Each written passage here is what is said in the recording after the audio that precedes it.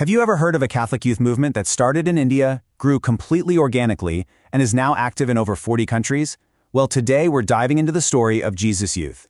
It's a movement that began with a small spark and grew into a global flame, all because of a really unique, personal approach to faith. So let's get into how they did it. Okay, to really get Jesus Youth, you have to start right here with this quote. For them, this isn't just some nice-sounding line. It's literally their entire philosophy. The whole movement is built on the power of personal stories, of young people witnessing their faith in their day-to-day lives, not just being taught about it in a classroom. This one idea is the key to everything else. All right, here's our game plan. First, we'll nail down what Jesus Youth actually is. Then, we'll look at the spiritual revival where it all started. We're going to break down the 6 pillars of their lifestyle, see how they put it all into practice, and finally, follow their journey from a small group in India all the way to the Vatican. So, at its heart, Jesus Youth is an international Catholic movement. The whole point is to connect with young people and help them discover their own missionary spirit.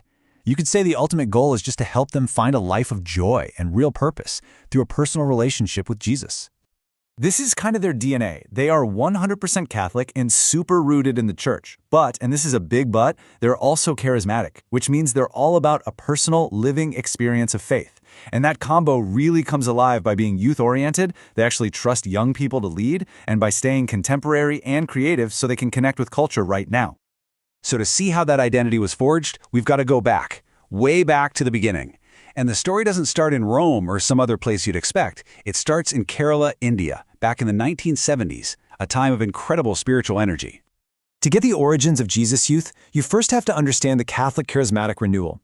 This was this huge global wave that swept through the church, and it was all about encouraging a more personal, spirit-filled faith. In India, this created the absolute perfect environment for something new to grow. It was a space where young people finally felt empowered to live out their faith in a really vibrant, personal way. And that spark became a fire, fast. It started with these scattered youth groups in the late 70s. But then, a huge step forward in 1978. Get this, 800 young people came together for a convention and realized, whoa, we're part of something much bigger. But the real game changer was 1985. The UN declared it the International Year of Youth, and that inspired them to unite under one single name, Jesus Youth. It finally gave an official identity to this growing grassroots movement. Okay, so we know where they came from, but what does it actually mean to live like a Jesus Youth? It's not just about showing up to events, it's a whole lifestyle, and it's built around 6 core spiritual habits. And here they are, the 6 pillars. This is the spiritual backbone of the whole thing. It's a super practical framework for your daily life. It starts with your personal connection, prayer, and the Word of God. Then you've got nourishment from the sacraments and support from your community through fellowship. And then you turn all that inward stuff outward through evangelization and a real hands-on commitment to serving the poor. It's a totally complete, integrated way of living your faith. Now, having a nice list of 6 pillars is one thing, but how do you actually make that real? How does it go from theory to practice? Well, this is where the movement's culture of action really shines, turning those spiritual ideas into real-world stuff you can see and touch. Yeah, this isn't about some central office sending out orders. It's all about empowering people. Accompaniment happens through one-on-one mentoring. Open Homes creates these safe, family-style spaces. And get this, members are actively encouraged to start their own projects, and the movement backs them up. They even have year-long volunteer programs and push people to use their own unique talents, whether it's music, art, or media, for the mission.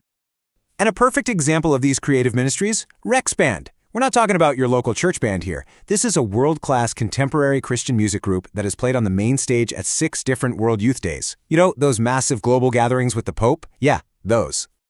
And it's not just about the arts. When you look at that pillar, Option for the Poor, their response is just as powerful. After these devastating floods hit their home state of Kerala in 2018, the movement launched the Good Neighbor Initiative.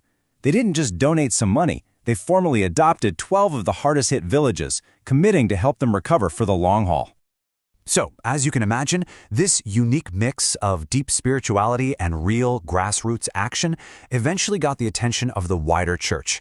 So let's trace their incredible journey, from a network of local groups in India to a globally recognized movement with the official stamp of approval from the Vatican. This journey to get official recognition was a marathon, not a sprint. After getting their name in '85, a huge milestone came in 2008 when they got national recognition from India's Catholic Bishops' Conference. But the final, crowning moment came in 2016, when the Vatican itself gave them pontifical approval, which officially made Jesus Youth an international movement of the Church. And there it is, the official decree that made it all happen. This document from the Vatican formally established Jesus Youth as an international private association of the faithful.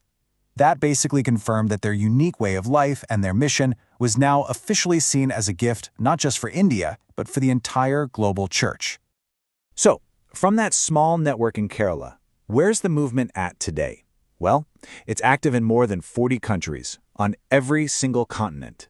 It's just an incredible testament to how a simple, authentic lifestyle based on witness and friendship can connect with people across totally different cultures. Which brings us to our final thought, the story of Jesus Youth. From that charismatic spark to its 6 pillars and its incredible global reach, it really raises a fascinating question for our time, doesn't it? In a world that seems to be getting more and more secular, what does it take for a faith-based youth movement to not just survive, but to actually thrive and spread all over the world? Maybe the answer lies right where they started, with a focus not on teaching, but on authentic witness.